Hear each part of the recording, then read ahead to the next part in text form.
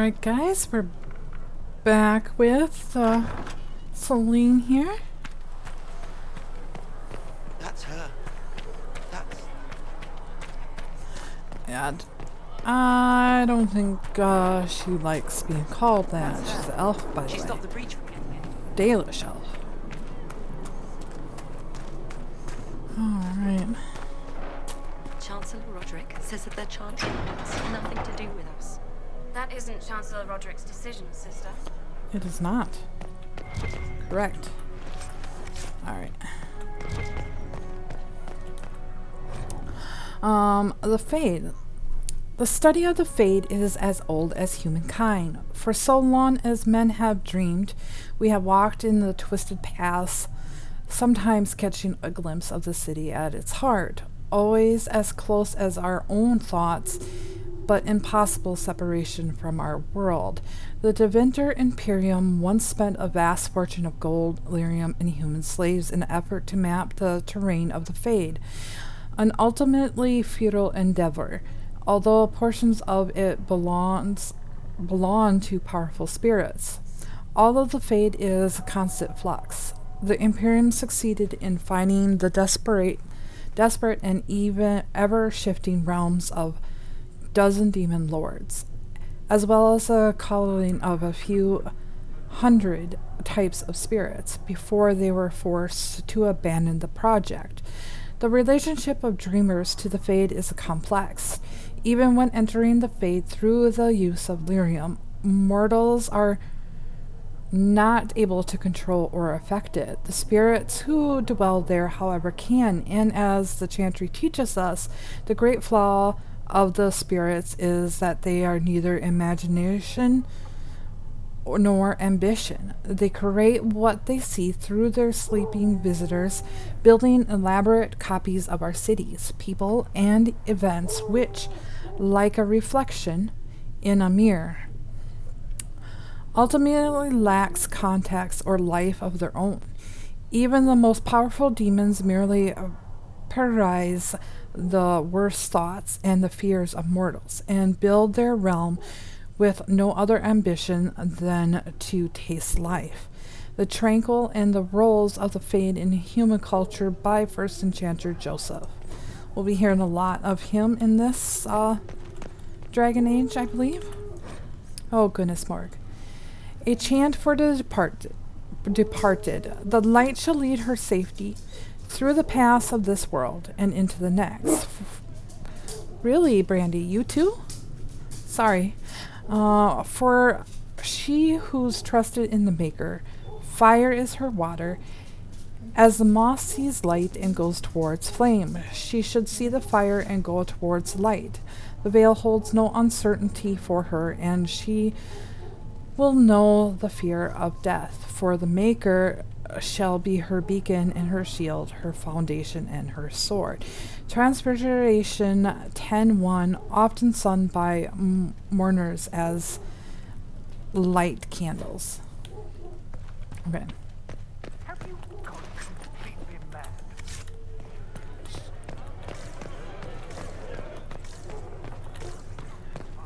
You've gone completely mad. Not The that. elf failed, Seeker. The greatest still in the sky. For all you know, she intended it this way. Oh, I'm sure she did. I do not believe that. That is not for you to decide. Nor yours. Your duty is to serve the Chantry. My duty is to serve the principles on which the Chantry was founded, Chancellor, as is yours. The Maker. There is no word for heaven or for earth, for sea or sky.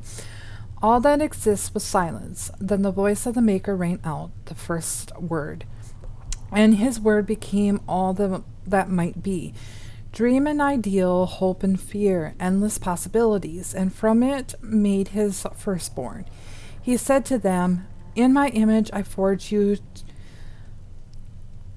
I give domination over that exists. By your will may all things be done. Then in the center of heaven he called forth a city with towers of gold, streets with music and cobblestones, and banners in which flew without wind. There he dwelled, waiting to see the wonders his children would create. The children of the Maker gathered before his golden throne and sang hymns of praise unending. But their songs were the songs of cobblestones. They shone with the gold light reflected from the Maker's throne. They held forth the banner, they flew on their own. And the voice of the Maker shook the Fade, saying, In my image I wrought my firstborn. You may be given dominion over all that exists. You will of all things are done, yet you do nothing. The realm I have given you is formless, ever changing. And he knew he had wrought amiss. So the Maker turned from his firstborn and took from the Fade a measure of its living flesh and placed it apart from the spirits and spoke to it, saying, Here I decreed opposition in all things, for earth, sky, for winter, summer, for darkness, light. By my will alone is balance surrendered, and the world given a new life. And no longer was it formless, ever changing, but held fast, immutable, with words for heaven and for earth, sea and sky. At last did the Maker from the living world make men immutable and substance with the earth, with souls made of dreams and ideas, hopes and fears, and endless possibilities. Then the Maker said, To you, my second-born, I grant this gift. In your heart shall burn an unquestionable flame, all-consuming, and never satisfied. From the Fade I crafted you, and to the Fade you shall return each night in dreams, that you may always remember me. And the Maker sealed the gates of the golden city, and there he dwelled, waiting to see the wonders his children would create. Candles of Theodis 5:1-8. All right. There's another book in here. Okay, the children of Andraste. There are many misconceptions regarding Andraste's bloodline. Munster. This is due, I should think, to general lack of knowledge regarding Andraste's mortal life. Understandable, consider that many cults that rose following her death, everyone sought to claim Our Lady for their own culture or claim some aspect of her existence was a lie. All of them completed fabrications. My order has done considerable research to ascertain the truth.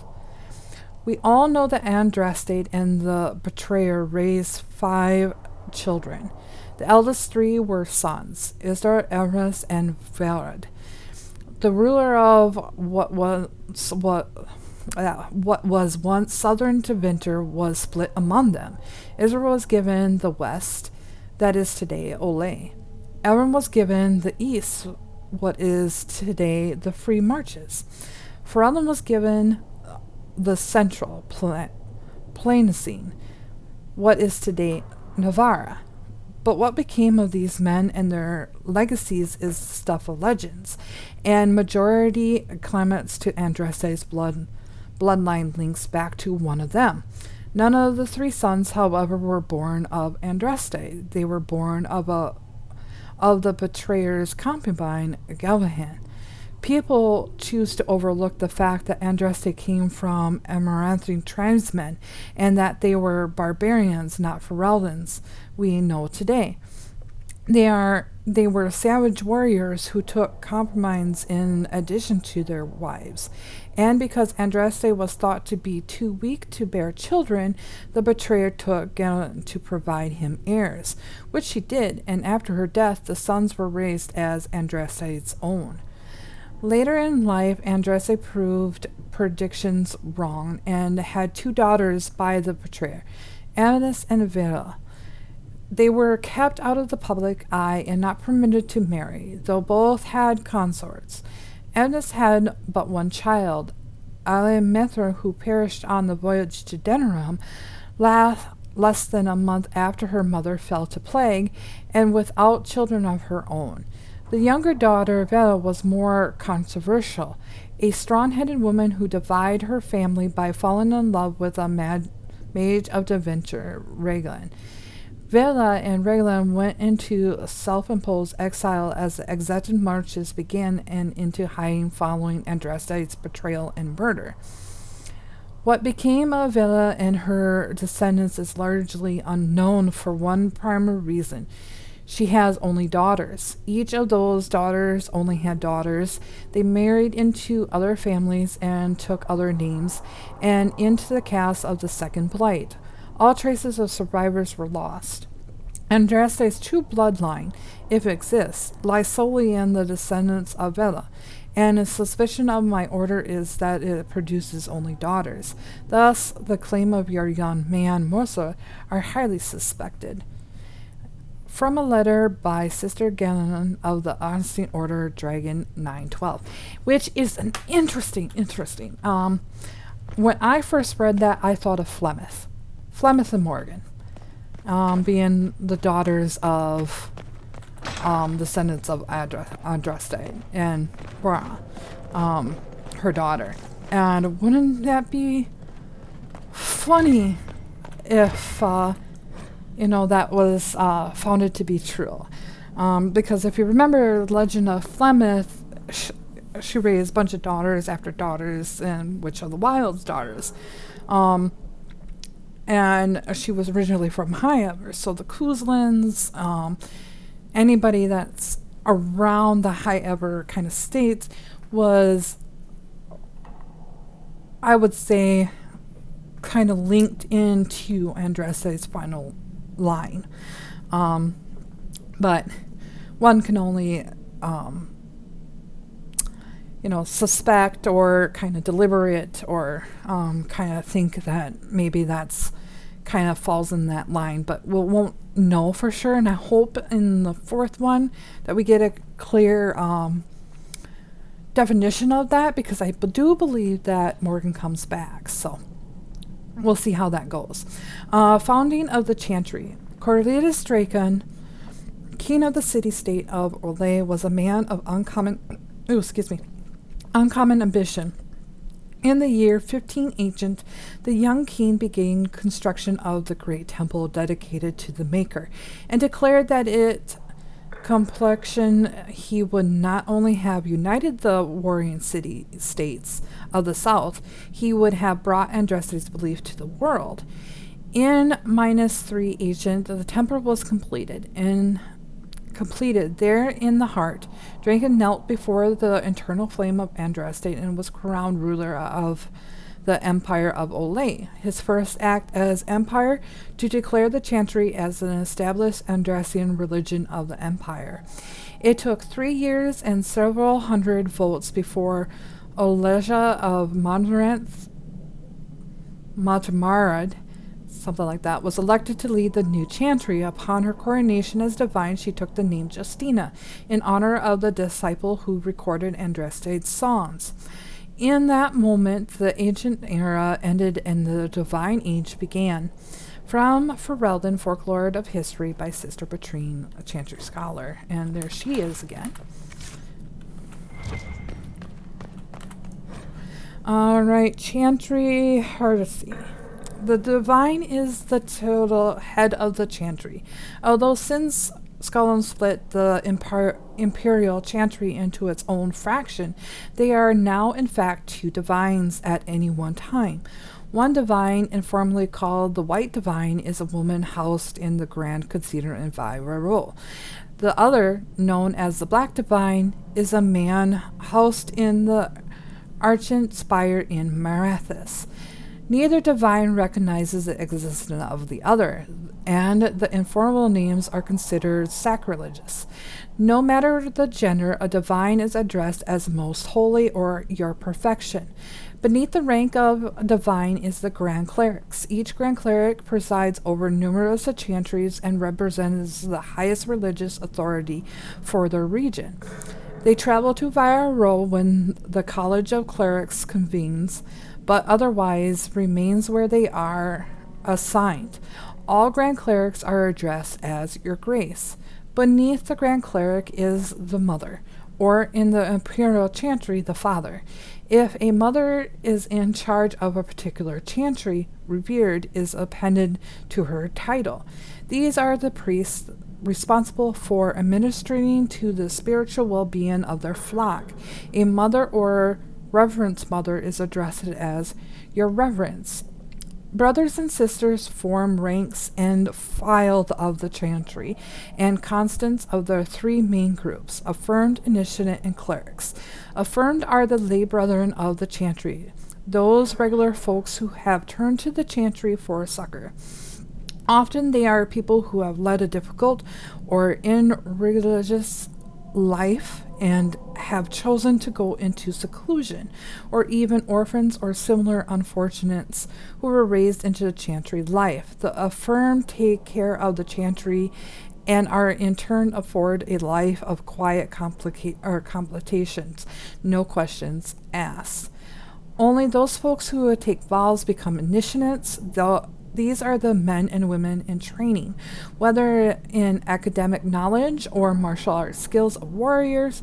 All initiates received an academic education, although only those who seek to become Templars learn how to fight in addition. Clerics are the true academic of the chantry, those men and women who have dedicated themselves to the pursuit of knowledge. They are often found in the chantry archives, sages presiding over libraries of books and arcane knowledge.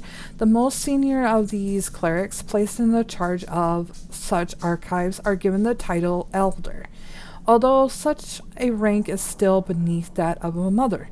All of the brothers and sisters are addressed simply by none other than their title before their names, such as Brother Genitivi. From a guide for ambassadors from Rivain. All right, we got them all. Okay, down we go. And I love rogues for just a simple reason: unlock stuff. So don't have to have companions. Read. Excuse me. Alright, the Black City. No travel to the Fade can fail to spot the Black City. It is the one of the few constants of the ever-changing place, no matter where one might be. The city is visible, always far off, for what it seems that the only rule of geography in the Fade is that all points are inquisitions from the Black City. The chant teaches us that the Black City was once the seat of the Maker, from when hence he ruled the Fade, left empty when men turned away from him. Dreamers do not go there, nor do spirits. Even the most powerful demons seem to avoid the place. It was golden and beautiful once, so the story goes, until a group of powerful Magister Lords from Deventer Imperium devised a means of breaking in. When they did so, the presence defiled the city, turning it black, which was perhaps the least of their worries. From beyond the veil, spirits and demons by Enchanter Madorly? Your guess is as good as mine.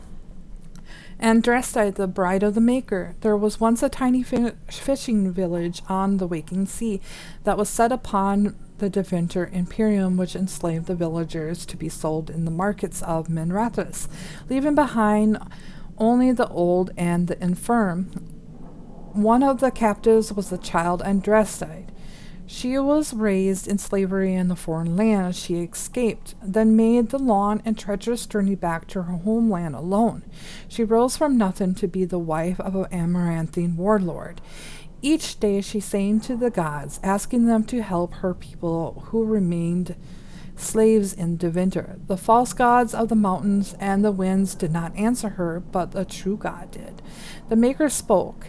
He showed her all the works of his hands, the Fade, the world, and all the creatures therein.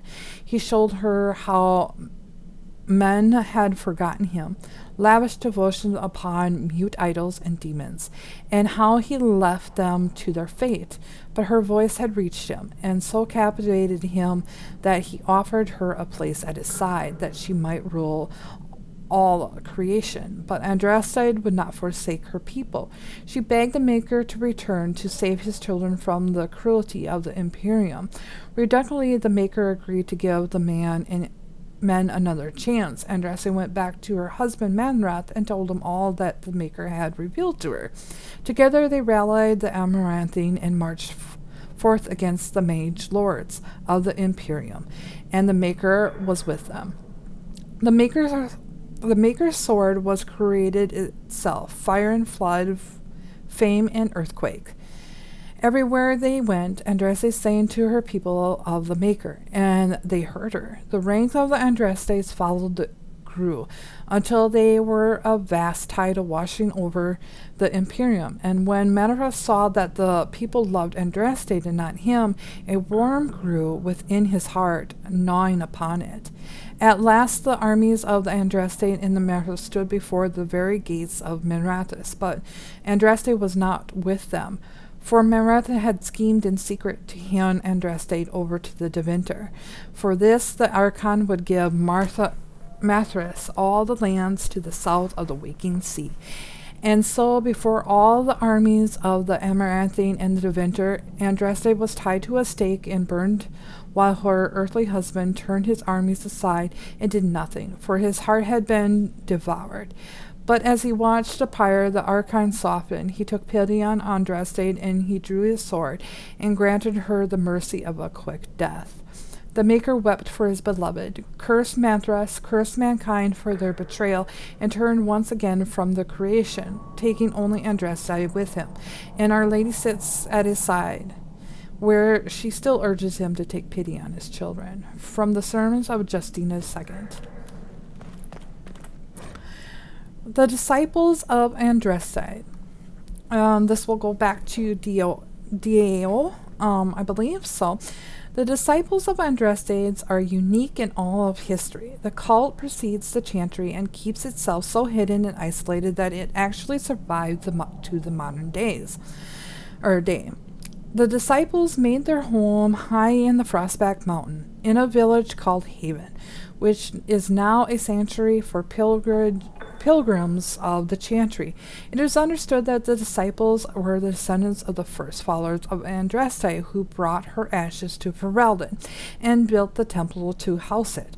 Because they had pledged themselves to the keeping of the Temple of Sacred Ashes, the disciples of Andraste never left the Frostbacks. For 900 years they kept strangers away, killing all who came close, and were completely oblivious to the world that advanced beyond the boundaries of their home. Having developed separation from the traditions of the Andrastian Chantry, the disciples were led by revered fathers. However, little else is known about the original beliefs of the disciples, for they had turned from their noble heritage by the time they were discovered. Almost all the scholars believe that the century-long isolation imposed upon the village led to unnecessary for inbreeding. The practice likely led to a greater excess of madness, which explains why the cult was, at the time of this discovery in 930, worshipping a high dragon. According to writings discovered in Haven, the disciples of Andraste showed reverence to the dragon, believing it to be the prophet reborn. The egg clutches and draglings of the dragons were afforded great honor for being Andraste's offspring, and they were cared for by the cult. The dragon never attacked the cult, being cunning enough to recognize how this arrangement benefited it. In 1930 Dragon, the disciples were wiped out by the hero Ferelden, who was on a quest to retrieve the sacred ashes of Andraste. From before Andrastian, the Forgotten Faith by Sister Ronin of Tanval. Yep. Interesting how we bring all the Dragon Age series back together again. Fascinating, interesting, and all the above. I love rogues. Can't say that enough. Rogues and mages, my favorite. Get in places where you're not going to be able to get into. You get more supplies. There is a way to get in here if you're willing to do a romance with Sarah.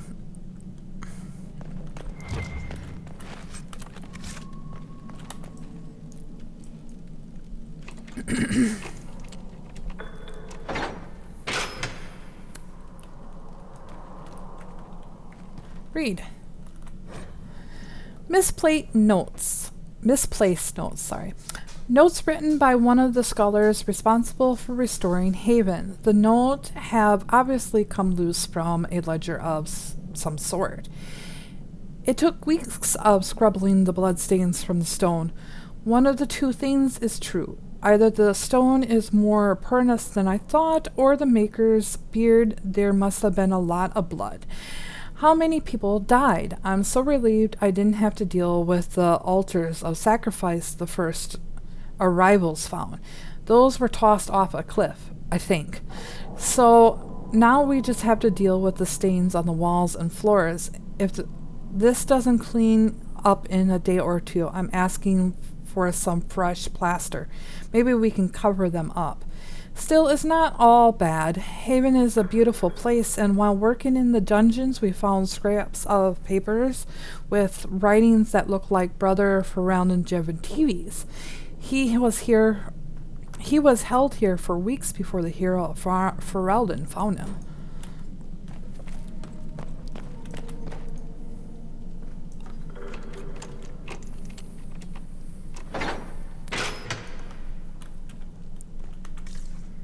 And nothing in that one. Alright. Out we go here. God, this outfit's fugly. But I'll take it. It's better than nothing, right? Open the door. Alright, before we go in there to get yelled at, characters. High Chancellor Roderick. There are some who claim men have no place in the Chantry, beyond the lowest rank of scholarly brothers and those who take their place among the Templars. It is not true. This organization spans 7 nations, from the smallest village, Chantry, to the Grand Cathedral in Valerie Row. It takes more than sermons to keep it alive. There is an invisible army at work to ensuring meals are delivered, repairs are made, and faithful attended to, and much of it's done by the Chantry brothers like myself. The position of High Chancellor places a man besides the most holy. I control who is permitted audience, handle her correspondence, deliver word to Thetis, and serve her as her advisor on matters of which may be mundane but cannot be disregarded. If I have influence, let it be said that it is something that I use sparingly, if at all. This is a task to which I devote myself with solemnity. I and my fellow bearers are burdened so that others are free to guide the spirits of Thetis unencumbered. Expert from a letter of High Chancellor Roderick, a Sinan, 938 Dragon. Okay. Spindleweed. It is an old country saying that spindleweed grows best for the sorrowful. Vented spindleweed in a household's garden has often brought neighboring offering consolation, usually without even asked what might be wrong. The organites from the plants use a seasoning for dishes meant to speed the recovery of the infirm. A person who grows much of it is likely caring for the fatal ill. An expert from the Botanical Companion by Ines or Arcane Botanist. Her name again? Foot soldiers.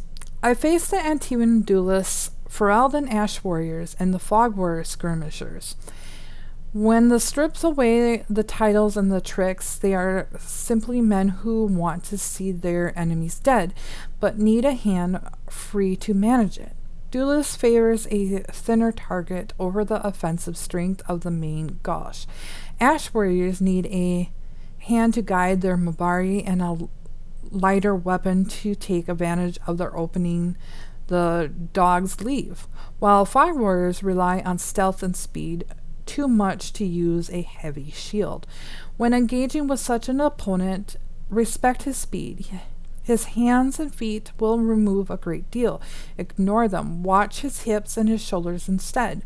First, deny what advantage he has in his allies or environment unless you have trained equally in such matters. Once you control his weapons, overwhelm him. He has no shield, and you need not to fear a second blade. If forced to fight in such a manner, you must decide whether you will fight as a duelist, one-handed, or as a chevalier. If the form, drop your back leg away to tighten your center target. You have no shield to cover your body or a second weapon to bring into the range. Focus on a quick attack and giving the ground freely when you cannot find an advantage. If the later, rely on your vermis and gauntlets as a shield, and try to wrench your opponent's weapon away. My left arm bears the scar of such efforts, but my opponent bears worse. Better still, do not lose your shield at all, but battles are not a place of perfection. An excerpt from A Meditation Upon the Use of Blades by Swordsmaster Maître de Jean Malin. I can never say Elysian names to save my freaking life, or any names, to be honest. Requires reading at the Agonies Died of Chevalier. Boy, that's a lot of words that I didn't know. Anyway, continue. Pride demon. The most powerful demon yet encountered are the pride demons, perhaps because they, among their kind, most resemble men, as clever and manipulative as a desire demon, with a penchant for cruelty, irony that is almost human. While the demons of desire largely engage in bribery of mortals, pride will use mortals' own best nature against them. Clever men outwit themselves. Strong men crush themselves. Humble men forget themselves. Jealous men fear themselves. They turn corruption and ruin into an art. From Beyond the Veil, Spirits and Demons by Enchanter Madol. Red lyrium. To answer your question, my lord, yes, I have indeed heard of this red lyrium of which you speak. A single piece of it surfaced in the eastern city of Kirkwall, and its influence alone was nearly enough to cause the city's destruction. As near as we can determine, it is a regular lyrium that has been somehow corrupted. Those who have touched red lyrium or even come near it report that it sings to them, like whispers in the mind that solely drives them mad. We do not know, however, what might stem from the extension contract with red lyrium. Madness, surely, but would there be a physical corruption as well? What would happen to a mage or a Templar used red lyrium as they use regular lyrium? Far more disturbing is the fact that lyrium could be corrupted at all.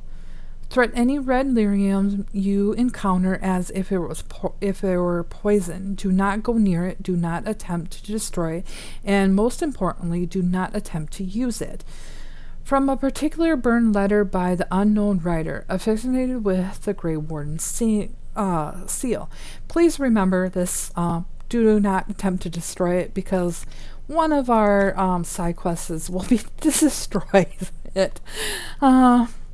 Haven. I would like to speak to you of Haven, the villagers in the Frostbacks, close to the Temple of Sacred Ashes.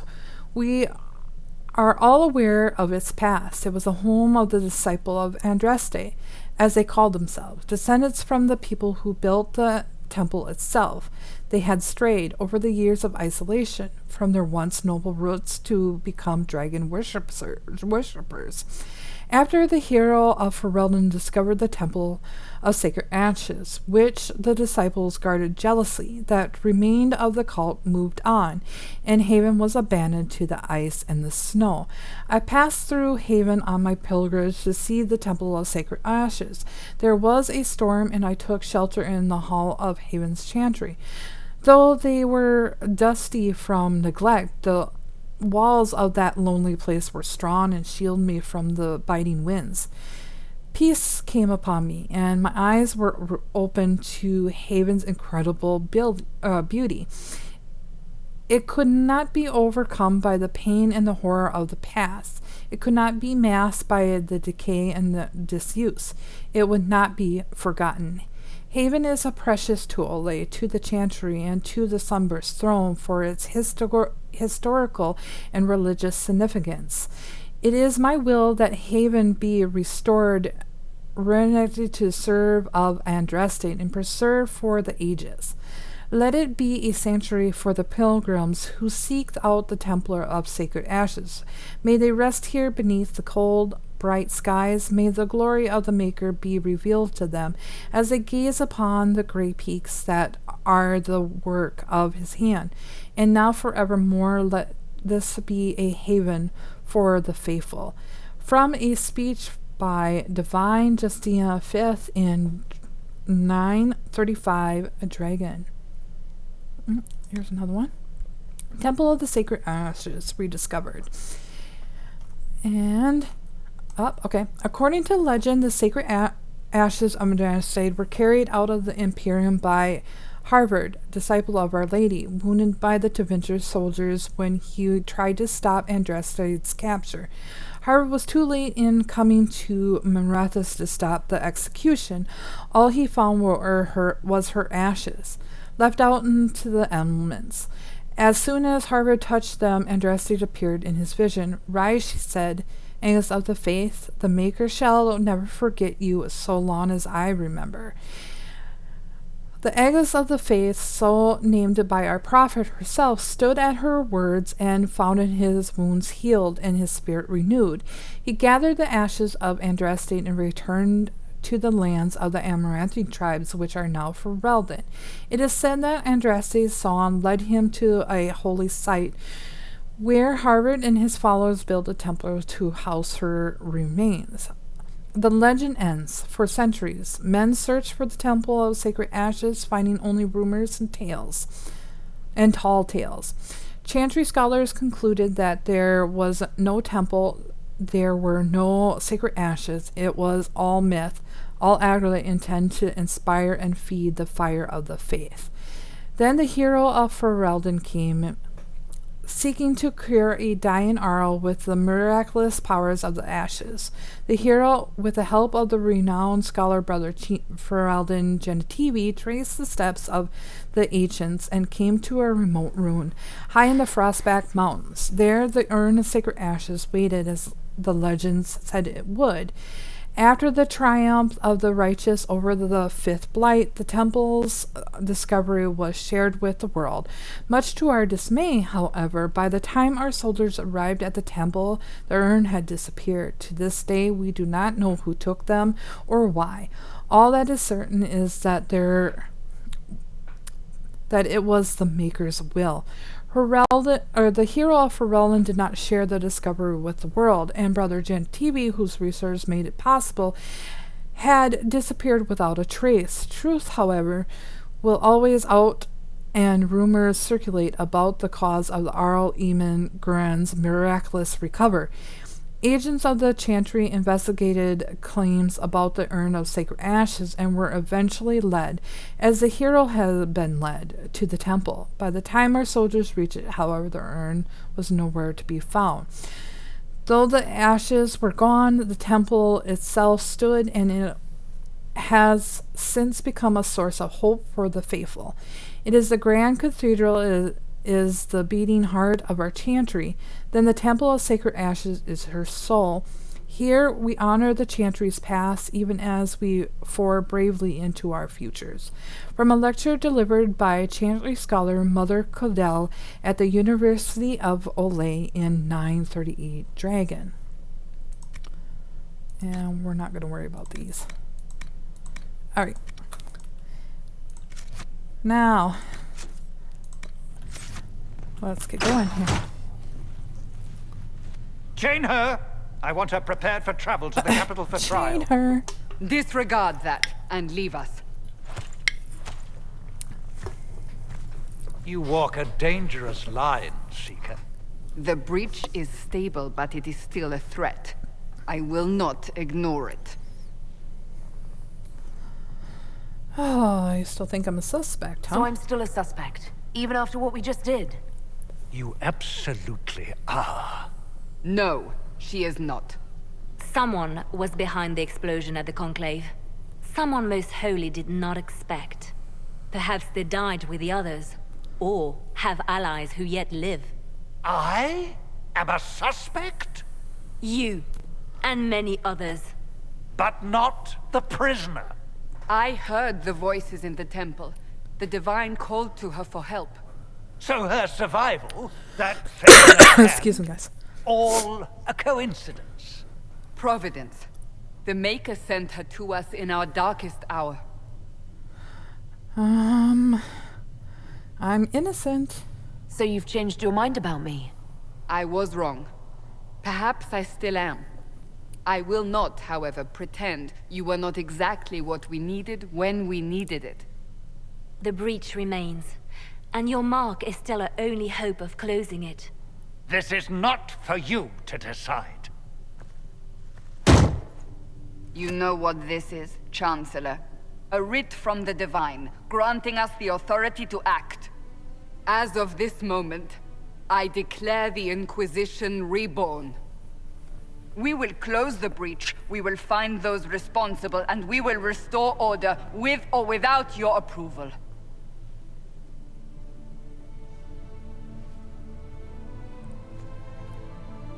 This is the Divine's directive. Rebuild the Inquisition of old. Find those who will stand against the chaos. We aren't ready. We have no leader, no numbers. And now, no Chantry support. But we have no choice. We must act now, with you at our side.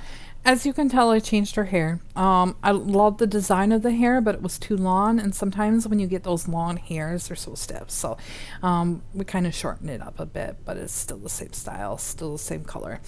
All right, what is the Inquisition of old? What is the Inquisition of old, exactly?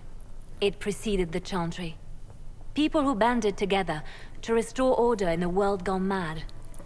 After, they laid down their banner and formed the Templar Order, but the Templars have lost their way. We need those who can do what must be done, united under a single banner once more. Still sounds like a Chantry. But aren't you still part of the Chantry? Is that what you see? The Chantry will take time to find a new divine. And then it will wait for her direction. But we cannot wait.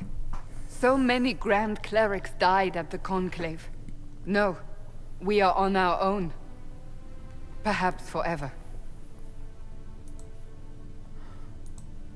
You're trying to start a holy war. We are already at war. We are. You are already involved. Its mark is upon you. As to whether the war is holy, that depends on what we discover.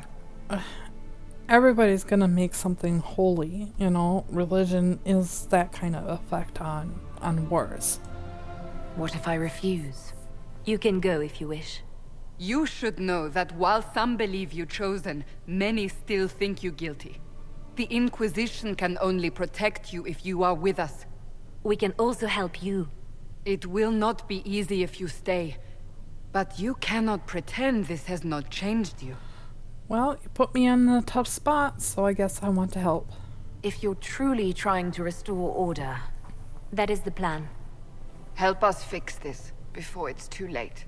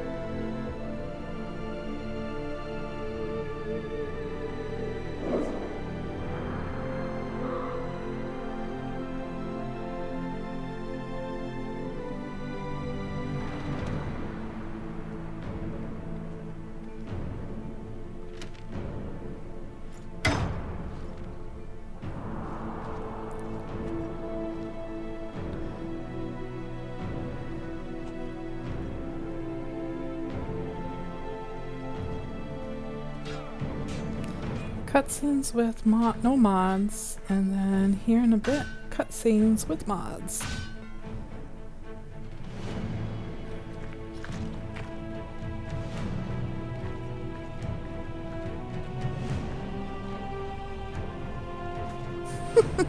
That was a quick change, Cass.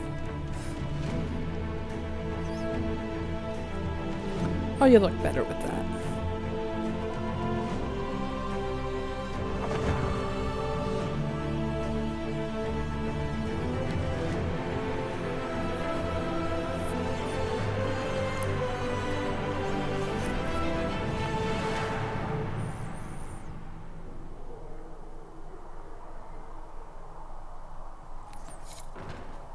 And now it begins, people.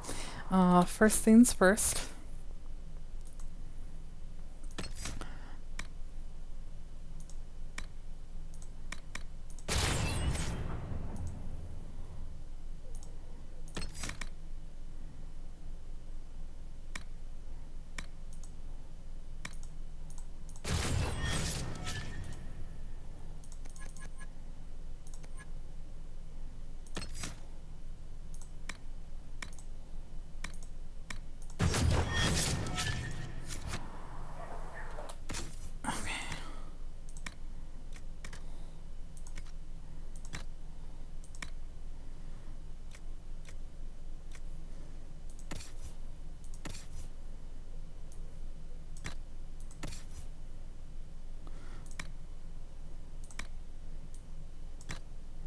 I don't like it, but better than nothing here.